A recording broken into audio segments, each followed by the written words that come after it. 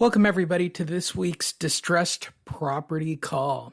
This podcast and broadcast is brought to you by HomeLoanAdvocates. That's right, my partner David Bartels at HomeLoanAdvocate. They specialized in distressed property solutions for buyers, sellers, investors, and realtors across the country. Doesn't matter where you are, doesn't matter the situation you're in. If you're working on a distressed property and you need some assistance, call 805-413-8000. Again, that number is 805-413-8000. Ask for David Bartels or visit HomeLoanAdvocates.com. Or if you'd like, send David an email at david@HomeLoanAdvocates.com. This episode is also brought to you by Monster Marketing. That's right. That's the reason this call started and why we do it each and every week. Monster Marketing. It is a direct marketing method that I created to get face-to-face with people that have missed payments. It's literally 3% of the market, some more in other areas, but Monster Marketing guarantees face-to-face results with these people. We will give you proven step-by-step coaching, training, and mentoring so that you can convert those individuals into listings or deals, depending on being a realtor or investor. If you would like to find out more, go visit Honish.com. That's HONISH.com. Hi, everybody. Welcome to your weekly coaching call, your live broadcast, your podcast, your video on Facebook, YouTube, wherever you're watching it. My name is LeeHonish.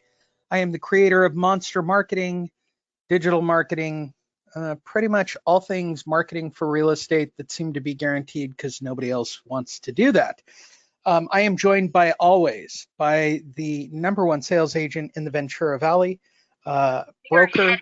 State of the Union 2020, where the president is. That was interesting. Yeah. And the owner of the largest and most successful mitigation company on the planet, Home Loan Advocates, David Bartels. How are you doing today, David? I'm doing just great. Thank you very much. Outstanding.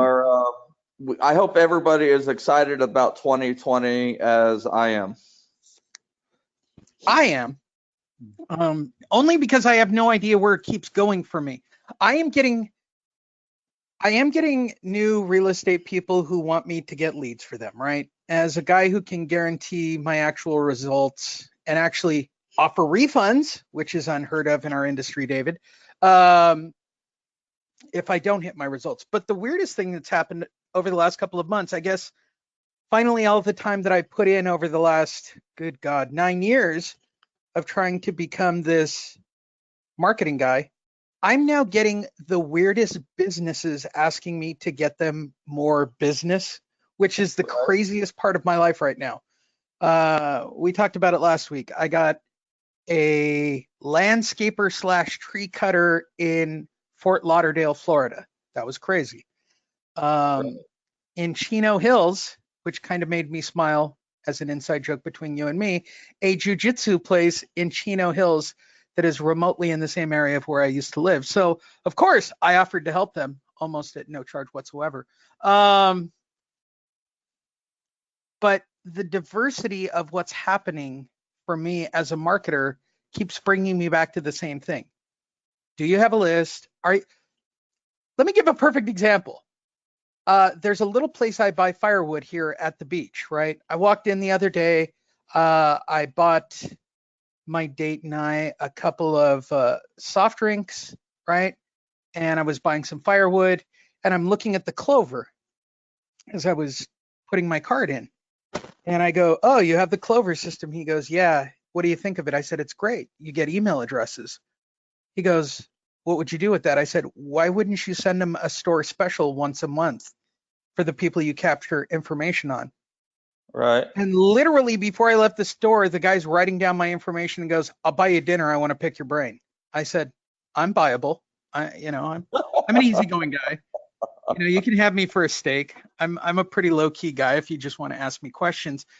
But what I've discovered now, having worked with a diverse group of real estate agents I can now say it with a straight face, to a landscaper who barely speaks English, and I mean that sincerely. I actually have to have my friend translate because she speaks Spanish.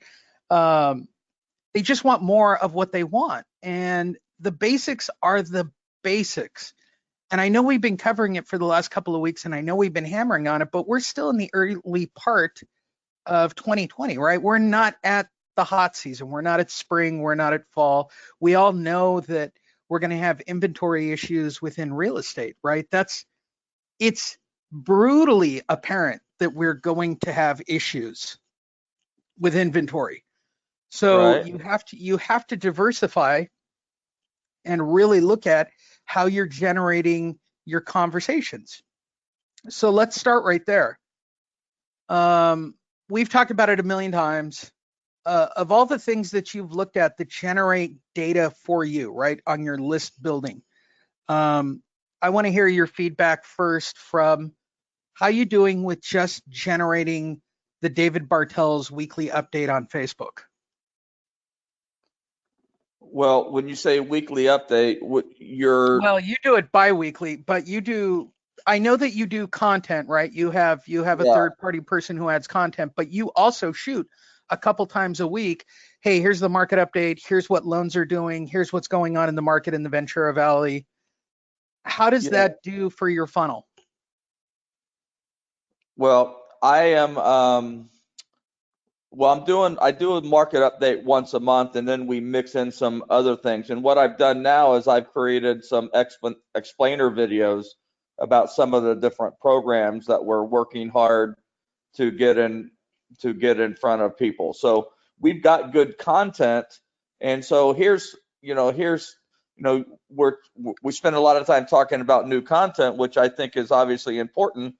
But when you have old content that is timeless, okay, as it explains something that's static, and you have a new contact, you can use old content for new contacts. And that's really what we've been trying to do most recently is just tell our story better to people who are both in our database and people who are, and maybe more importantly, people that are new in our database.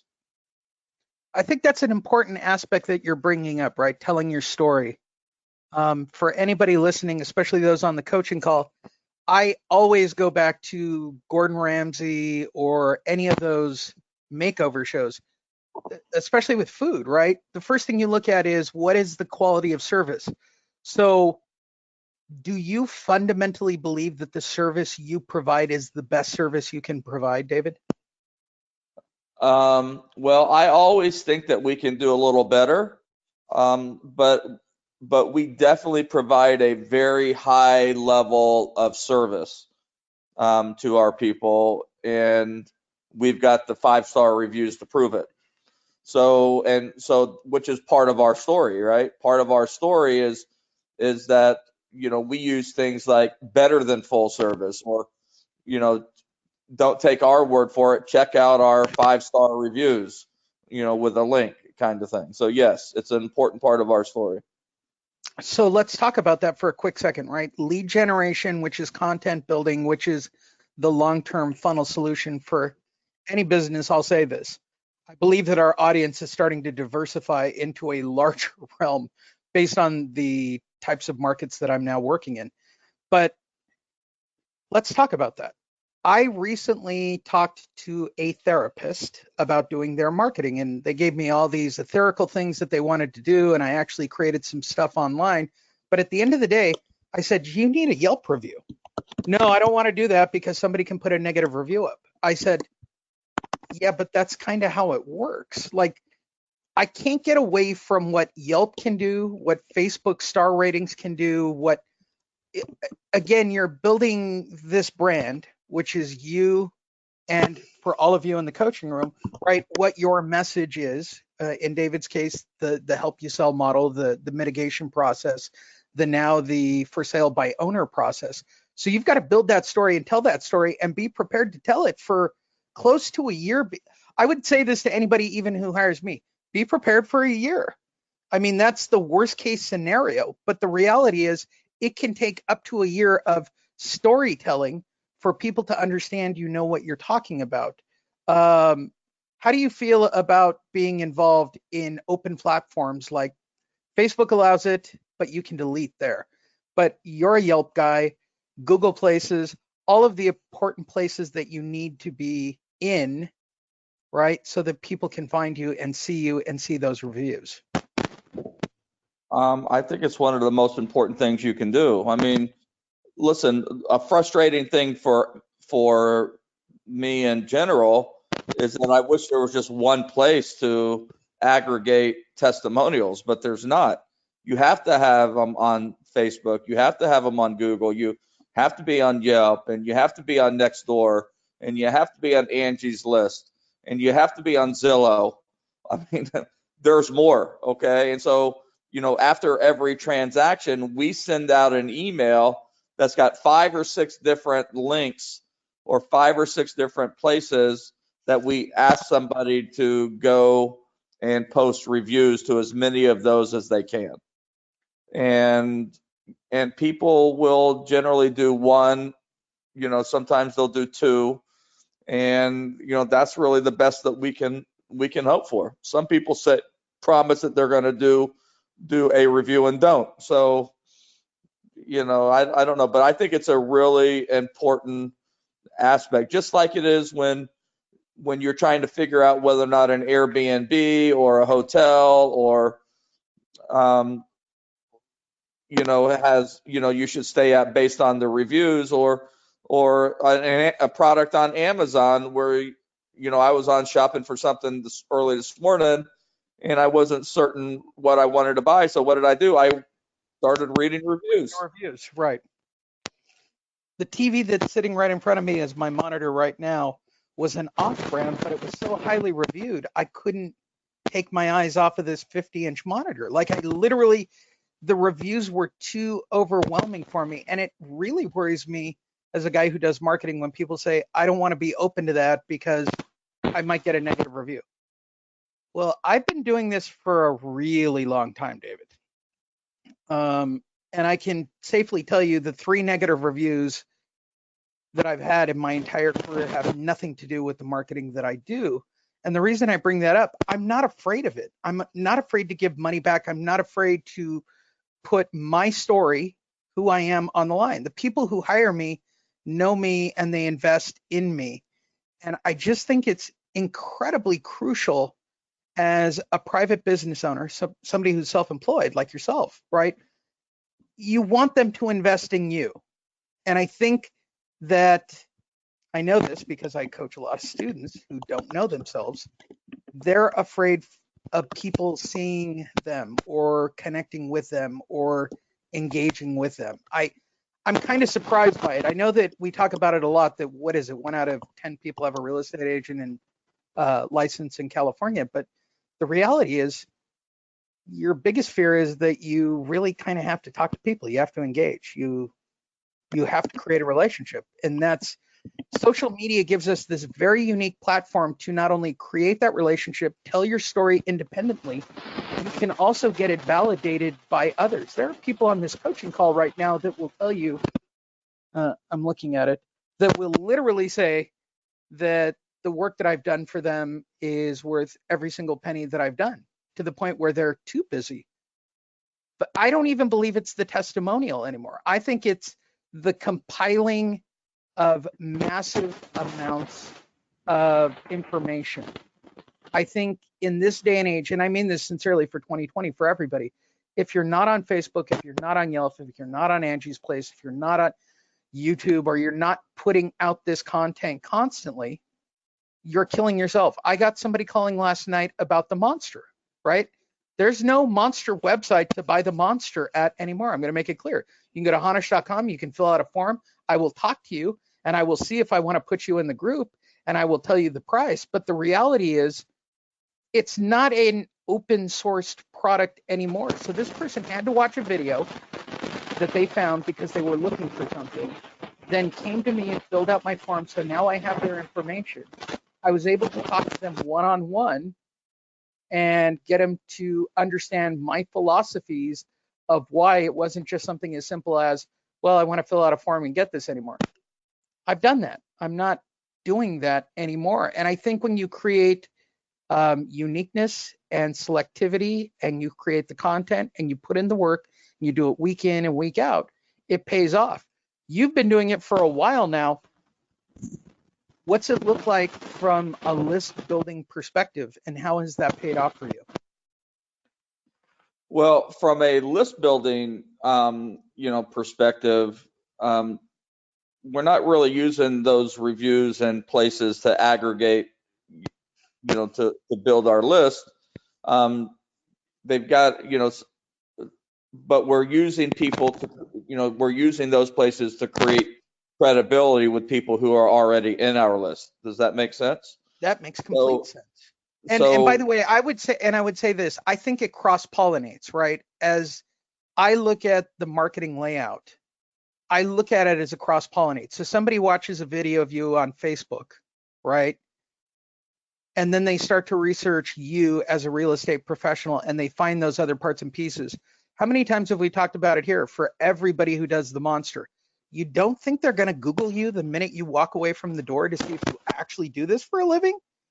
Like you'd have to be crazy not to believe that people aren't literally taking a smartphone, Android or iPhone, and typing in your name and see what the search results bring.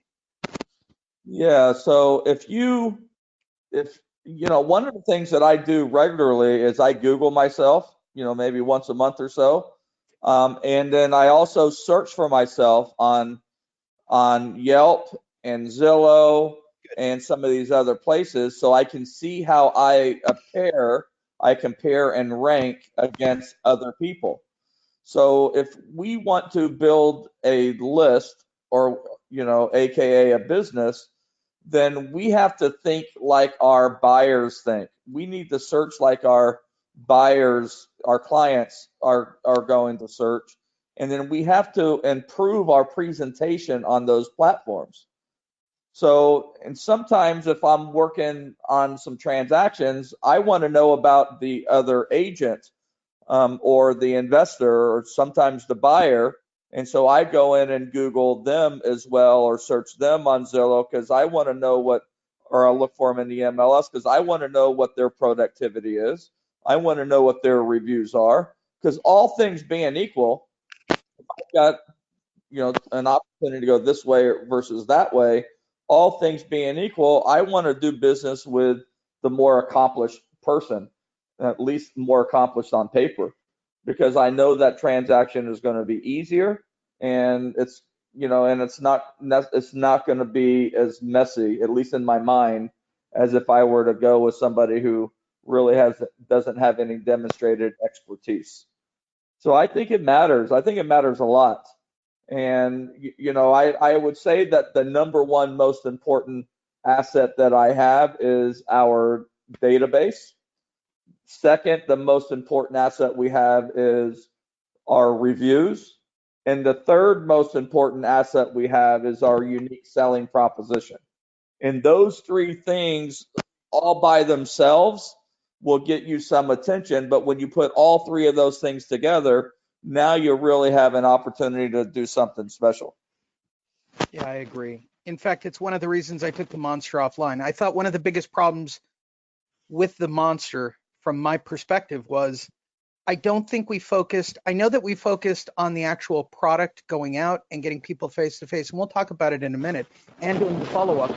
But now I can see, having hindsight, you have to have an infrastructure. I almost believe that nobody's going to build it for themselves. Like, it has to actually be built. Like, your pages need to be built. Your Yelp needs to be built. Your content needs to be added. They're really going to do a search on you. And I think it's critical for conversion. I've just learned more throughout the years, but critically speaking, you've got to have an infrastructure beyond, I've got a Zillow profile that links to an old Century 21 page. That's not going to cut it when you go to the door as an advocate or as an expert in a particular field of real estate. Exactly. So when I just Googled myself while we're chatting here, and I see the number one. So when I Google David Bartels, at least from my location, it comes up David Bartels, Westlake Village, California, real estate agent, but it's coming from realtor.com. And so what that means to me is that if someone's looking for me, there's a number 2 is Zillow. Okay. Number 3 is the top 100 realestateagents.com. Number 4 is LinkedIn. Okay. And then there's some doctor that's trying to, that's in my way here. But so if I know that's what, when I search for myself in my area, and those are the 4 sites that come up about me, I need to make sure that my profile is there. I need to make sure that I have testimonials there. I need to make sure that my sales history is there. I need to beef that up, okay, and make sure that if somebody goes there, they don't have to look any further to see that I am a credible choice, that I'm a force to be reckoned with, that I'm somebody they ought to seriously consider to help them with their transaction, no matter which hat I happen to be wearing. There you go. And I would say this for me, because David and I are both doing it. For me, number 1, YouTube, of course, content. Number 2, Facebook. Number 3, my own personal website, which makes me happy. Then LinkedIn. Then all of the podcasts that I do, which are really literally insane, the number of websites that I actually do. Wow, a lot of podcasts. And then awesomely, an incredible post in Bigger Pockets about somebody asking about monster marketing, which I really appreciate. I appreciate all of this stuff. And there is 4-star, 5-star, all of those different things are laid out there for me. So when somebody is, let's say, a landscaper, and he wants to research me, he's going to see that I do this for a living. And I'm telling you guys all this because what I really want to gear up this call about is about monster marketing. With the market going the direction it's going, clearly we're not going to get a magical influx of inventory, David, and especially with the interest rate drop, clearly we are going to have issues trying to find inventory if we weren't, say, somebody like David Bartels of Help You Sell, having a number 1 brokerage with branding and name brand and drip lines and lions and tigers and bears don't lie. If I'm just a regular person, one of these people on the coaching call, how important is it right now, before we head into spring, before we head into these directions, right, to really focus on a single niche, right? Master a niche, brand the niche, build the content, put your marketing pieces online, put them on your website, put them on your Facebook page, put it on your Yelp review, create the infrastructure, then go out and start monster marketing. For sure. I'm completely blown away by what the direction of this market. I'm actually shocked that they dropped the interest rates, to be perfectly honest, David. And it's going to have an impact. I mean, you either invest the time now before summer rolls around, or again, I don't want this to be mean to anybody on the coaching call. If you guys are happy waiting for close to close, month to month, other month, you guys are killing yourself. Really, I think what David and I are trying to invest in you guys, or information wise, is build these funnels, build these lists, build the infrastructure, go do the monster. I want everybody to be like my clients, right? Where you actually call and complain that you're too busy. I like it when David tells me I'm too busy. I actually appreciate that. That means you're putting in the hustle, you're putting in the work, and then you can't stop. But let's talk about monster marketing for a split second, because maybe we haven't addressed it in a while. For those listening for the first time, you don't have the monster marketing system. Monster marketing is a direct marketing approach. It is not available online. You can go to Honish.com, fill out a form. I will be happy to talk to you and explain to you about monster marketing and how it can benefit you. With that said, we focus specifically, I am very dry this morning, specifically on distressed properties. Let's talk about that property search. David, what is your criteria for a good distressed property list? For a distressed property list, you mean for yeah, data pull on Property Radar, Realty Track. So step 1 is pull your data, right? Build the data. Okay. So what we're looking for is we're looking for people who have a notice of trustee sale primarily. We will also do notice of defaults if we don't have enough people in the funnel. We want them to have a foreclosure date in 7 to 37 days. We do not want them listed. We do not want them if they are postponed because of bankruptcy. And obviously we want them, we don't want anything under $300,000. And we don't, and we want them in a desired geographic location. I would add one thing. I would make it owner occupied. And we do that too, owner occupied. Yeah, that would be my one addition. There is nothing worse than we mail to non-owner occupied. There you go. So once you pulled your data list of 36 people, the next thing you do is to print out your marketing pieces. The monster marketing piece itself was created literally 9 years ago. It has been improved a couple of times, but to be honest, I can't figure out any way to make any improvements on it. I've tried turning it sideways. I've tried turning it upside down. I've tried changing the colors. The truth be told, the basics are the basics. Write down the last name and some kind of tracking number. I highly recommend using an APN number as the tracking number so that you can easily look the individual up. Call centers in place with its highly unique script, which takes you to your 3 to 5 appointments per week. If you put out 36, we guarantee those face-to-face. So let's talk about the face-to-face and get everybody back on board with it, David. Walk me through a front door. So when we go to the front door, remember it's by appointment only. So, somewhere between really cold and warm. Okay. It's not and the reason is they really don't know why we're coming. They just know it's related to their loan modification. And so we go to the door and we basically knock on the door to deliver their package. So we've assembled a package of information. It's both informational to them and designed to help us overcome any objections or answer any questions that they might have. They come to the door. We let them know that we're the advocate, that had an appointment to deliver some information to them about their foreclosure, that we noted they had a foreclosure date on, February 14th, and we wanted to make sure they've gotten it taken care of. They almost always say, yes, they've got it taken care of. We say, great. Did you write a check? Get a loan modification or sell your house? They almost always say, well, we're getting a loan modification. Great. Did you do it yourself or use a real estate professional or an attorney to assist you?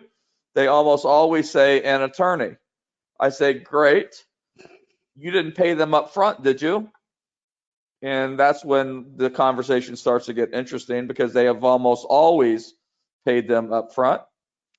And then we basically get into the package and we start talking to them about, the concerns about the California Homeowner Bill of Rights and why they shouldn't have a foreclosure date, about I can't remember what it is off the Senate bill that makes it illegal for anybody to collect an upfront fee to do a loan modification. And then I just ask them, let me ask you a question. When was last time you spoke to the bank?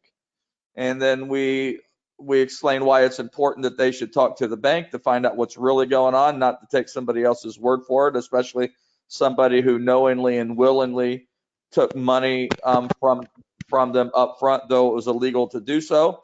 Why don't we, I'd be happy to step inside, help you call the bank and find out exactly what's going on so that you don't lose your house as a result of misinformation, miscommunication, or an intentional misleading statement that somebody might have made to you. Well, there we go. And no, go ahead. No, that's and it just goes from there. I mean, it's hard to recant what turns into a 20, 30-minute conversation typically once we get past the first 90 seconds. Yeah, I agree with you completely. I want to cover this because these are common questions because there are people filling out forms and showing interest in Monster Marketing and joining our group. The first question, how would you answer this one, David? So we're going to do their loan mod. And I make it very clear we're not in the business of doing loan modifications. You can only give them tools to help them with their loan modification. But at the end of the day, we are not in the business of doing loan modifications. We're into building relationships. For sure. It's not about doing loan modifications unless that's in the best interest of the homeowner and it's something that they really want to do. What we're there to do is make sure that they understand what the alternatives to foreclosure are, which ones are applicable to them, and then help them do what it is they want to do more effectively than they can do on their own, add value. Now comes the gratuitous plug, because this came up yesterday in my conversation. Well, I really don't want to work on short sales. What do I do if I get a short sale? David, insert. Well, what most people do is they send the short sale to us to let us do the heavy lifting that's involved. I mean, these take weeks on the short end and months, sometimes years, on the long end. You know, short sales are not short. Typically, they take 4 to 6 months, depending on whether or not we're trying to buy it well below market value or not. What we do is we handle all the communication with the bank. You handle the relationship with the seller. We tell you, we guide you on how to price it, how to structure it, how to prepare the offer, what addendums to put on it, and then we submit it to the bank and do the shuttle diplomacy that's necessary in order to get that deal done, making sure that you understand the options in an easy to present format so that you can keep your client educated on what their options are, look like a hero, and deliver maximum value to them without spending a significant amount of time that prevents you from doing more business, generating more business, doing more listings, doing more transactions if you're an investor. And the good news is, if you're wondering how much that costs, it costs nothing usually, because the bank, we figured out how to get the bank to pay our fee. So we're getting the bank to pay 6% to agents and then 2% to us 72% of the time. So very rarely does an agent end up having to pay us. And when they do, it's just 25% of the listing agent commission, which should be 3.5%. So when you do a short sale listing, you're doing it at 3.5, 2.5 to the co-op agent, and you end up paying us 7/8. So you make 2 5/8 on the deal. We make 7/8, and a buyer's agent makes 2.5. And we will have done the tens of hours, dozens of hours of work that went into getting that thing ready to close. Sometimes doing it multiple times to get it closed. Yeah, so the minute you walk away from the door, and this is why we put so much time on the infrastructure at the beginning, because I truly fundamentally believe this, the minute you walk away, if you've done your job correctly, how are they not doing a Google search, David? How are they not looking for a review or a Facebook page or a website or any of these parts and pieces that creates validity to what just happened at their front door? Well, They are, which is why we have created HomeLoanAdvocates.org, which is really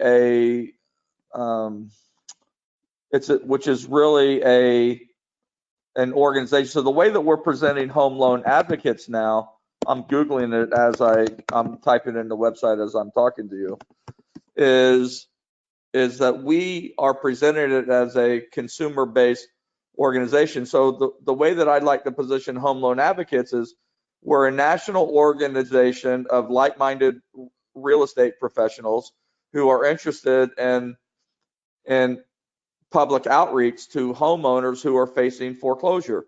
Our primary mission is to make sure that all homeowners understand what their alternatives to foreclosure are and have the tools and information needed to properly execute the alternative that makes the most amount of sense to them. Because if there's a way to save your house, we want to make sure that we save your house. But if you're going to lose the house, then our objective is to help you to transition out of that house with money in the bank versus being forced out of the house with no money in the bank. And the way that, the best analogy I could come up with is the concept of doctors without borders who go serve underserved communities all around the world for no pay. An accountant who goes and does tax returns at a homeless shelter during this time of year. An attorney who volunteers at legal aid, to help people, or takes on cases pro bono, in certain instances. It's the same thing that we do. Our superpower happens to be real estate, not law, not accounting, not medicine. And so we're applying those skills to people who need them most, and those are people facing foreclosure. And that's the positioning. I'm not showing up at the door as a real estate agent. I happen to be a real estate agent. I happen to be a real estate investor, but I'm here because of my affiliation with Home Loan Advocates, and I want to make sure I want to make sure that you understand the alternatives to foreclosure. I'm not here to list your house. I'm not here to buy your house. I'm not even here to have a conversation about those two things. I'm here to talk to you about your foreclosure and to make sure that you understand the alternatives and you take the appropriate action that's necessary in order to help you achieve the very best outcome that's possible for your situation, even if that means having to let the house go. But that's probably not the first objective. So let's talk about how to keep your house. Right. These are the conversations I have with people at the door, and these are ways that I present it to people to get them to lower their guard and to have the conversation and to do for them for free what others want to charge them for or create conditions because they don't want to waste their time unless there's some guaranteed income opportunity at the end for them. I completely agree. I mean, I go to the door as an investor for those investors that are on the call and in the coaching room. It doesn't change for me. And many of you know this. I lack general people skills. I show up like a banker, and we've talked about it on previous calls. I've had people hand me checks thinking I'm from the bank without me even opening my mouth. So I must exude it on some level. So the best that I can do is tell me what the bank did to you, right? Start the conversation, hear their plan, hear what they're working on. I keep it very simple. I go back to the Nino Sabroso script from 5 years ago, David? What's your plan B? Like, I really hope you get your loan modification. I'm really happy to help you with that or get you tools that will help you with that. But at the end of the day, what's your plan B? Like, if this doesn't work out, that's the shocking part to me. And I want to bring this up to everybody on the call. The plan B in their mind is, if it doesn't work, oh well. I am shocked at the level of, oh well, you will get at the front door. Still to this day. Like, they'll just happily walk away from it like it's no big deal. And the goal is to teach them, look, you have equity, you have solutions for ending, even in a short sale situation, you're ending your obligation to the bank. You're creating the end to it. You have leverage. Yeah. I mean, you have leverage. Think about it this way. Here's a simple solution. If I were in arrears on my car payment and I had two options, one option was to wait for them to come to my house and take it in the middle of the night. And I've had that happen to me back in 2009. All right. To have them take it in the middle of the night without notice. Or I can make an arrangement with the lender to drive it to the dealership and get a check for $5,000 in exchange for the keys. So in other words, my cooperation. What's the better way to transition out of the car? Let them take it, enforce it, or to cooperate with them and get a check for $5,000 in exchange for my cooperation? It's the same thing with a house. Do I do I stand by and let them just force me out, or do I cooperate with them and use my cooperation as leverage to get, to get the cash, get some cash out of the walls of this house that I can use to help me get transitioned into something else? Those are the choices people face often if they're not able to get a loan modification or to write the big check needed to bring the arrearage current and cure the default. With all of that said, I'll go back to it again. None of this will work, especially those of you that are doing the monster and not seeing conversion rates. You don't have the infrastructure in place. You haven't created the backstory. You haven't created the reality of this is what I work with. And I'm not saying that you fundamentally need it. You don't, technically. I'm just telling you your conversion rates are going to be that much higher when you're creating a backstory and creating the reality for them to know that about you.